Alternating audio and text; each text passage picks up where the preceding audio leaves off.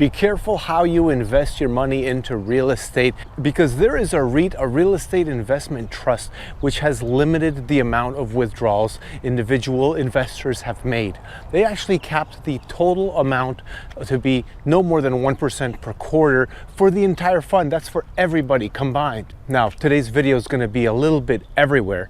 We're going to be talking about a lot of different topics, but right now let's just finish up with this quick topic. Starwood Real Estate Income Trust made an announcement yesterday that as of this month, they are limiting how much you can withdraw. So here's how it works. If you have money and you want to invest into real estate, you have actually a lot of options. One of them is the REITs, the Real Estate Investment Trust. And the way it works is like this. You give them money and they go invest it into real estate, and then they share the dividends, they share the profits with all of the investors. It's really simple. It's kind of like a hands-off approach. You have no decision power. You have no idea what they buy, how much they buy it for, how long they keep it for, when they sell it, or anything like that. It's great if you just want to diversify a little bit.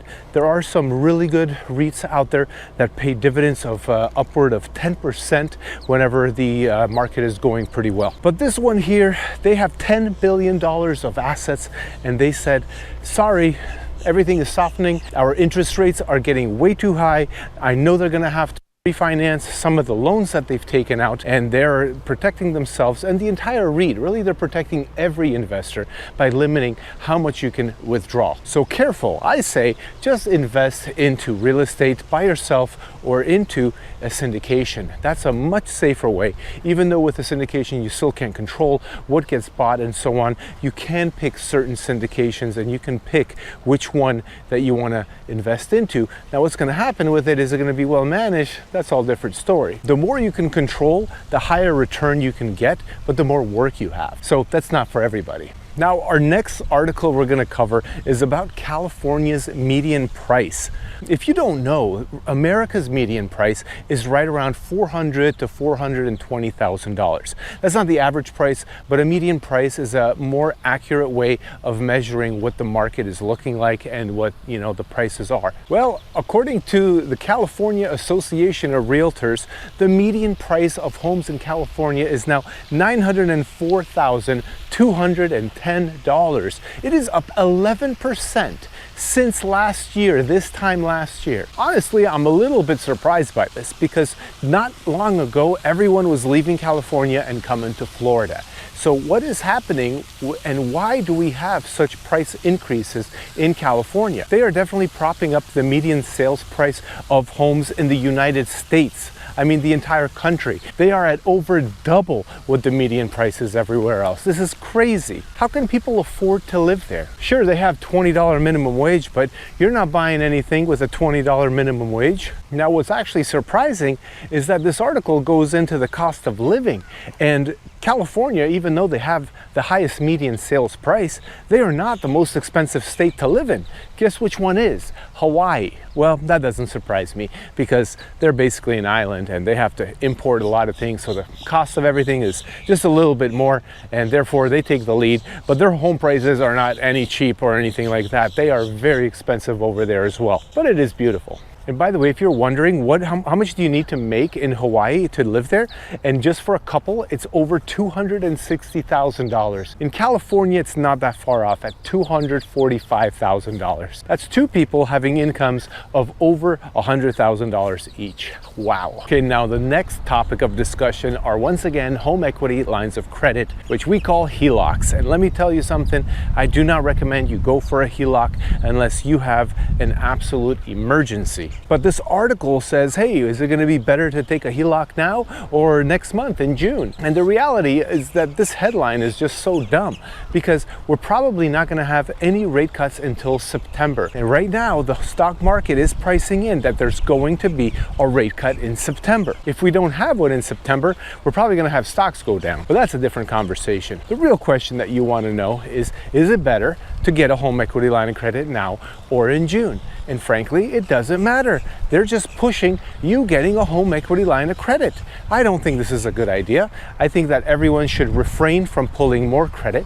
You should try to make ends meet by working harder, cutting down your expenses, maybe getting a second job temporarily, because if you go start tapping into the equity of your home, it's really easy to start falling behind, and then you're not actually moving forward. You're just delaying the inevitable. Now, one thing they do mention, which is worth addressing, is the difference between a home equity loan and a home equity line of credit. So a home equity line of credit and a loan is the same in the sense that you're getting money if you have equity in your home and they're putting a lien on your property. But the difference is whether it's a fixed rate payment and a fixed rate, or if it's variable.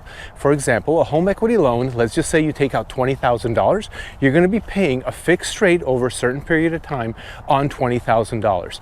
They lock in the rate, they give you the money all up front, and then you start paying it back a little bit every month. A home equity line of credit is a line of credit. It's kind of like a credit card in a sense. What you do is you can get a $20,000 line of credit, but then you can buy something for $2,000 and then pay it off, then buy something else for $3,000 and pay it off, then $500 and pay it off, or just make payments on it. And what happens is it's a little more troublesome because people tend to kind of start using it like a credit card, and a lot of people fall into problems with credit cards. In fact, if you're using your home equity line of credit in general, it's probably because you need money and there's something going on anyway. So that was worth addressing, but let's move on to our next article. Okay, next is an interesting one because I like both of these people involved in this conversation. So this is an article that was based off of a podcast, which is called the Iced Coffee Hour.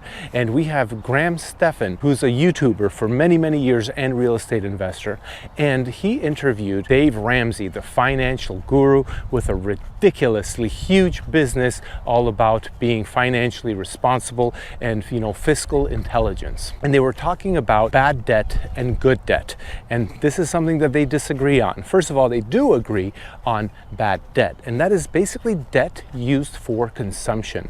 So any kind of debt that you go into for something that you're consuming, like let's just say groceries, and you put that on credit, or maybe you bought a car and you got a loan on it. This is a consumption type of debt. This is not healthy debt. But Stephan mentioned something about good debt. And Dave Ramsey does not agree on this. And I agree with Stephan because good debt is all about making money make you money. Because good debt is all about the debt making you money. So how can you do that? Really simple. Buy a 4-unit. Okay, get a good deal on a 4-unit building, go rent out all the units, and then you pretty much are buying it with debt, with partial down payment, and the rest is a loan. And then the debt gets paid off by other people, by tenants. And hopefully you have a spread, meaning like there's margin in there. You're making money on top of paying down the mortgage. Now, sure, it's going to take you 30 years to pay off the mortgage, but most people do not hold their properties for 30 years. They end up selling it when appreciation hits hard enough and you're happy with the return. The way Stephan explained it is actually very simple. Let me read this quote from him. He said, "If buying something does not make you more money, buy it outright." Good idea, by the way. But if it does make you money, then finance it sometimes. So what are some different ways that something can make you money? Well, let's think about this. How about getting a trailer with a hydraulic lift? That's basically a dump trailer, okay? You can buy these things for $15,000 to $20,000. You can get that financed, most of it. You put $2,000 down, finance the rest over 3, 4, 5 years, and then put ads out in Facebook Marketplace that you have it for rent. They pick up, they use it, they dump, and they pay you. And you can make money off of that. I mean, if your monthly payment on that $15,000 is $400, you're just literally renting it 2 to 3 days a month, and you're paying off that debt. And then what can you do? Well, you can rent it over and over and over again.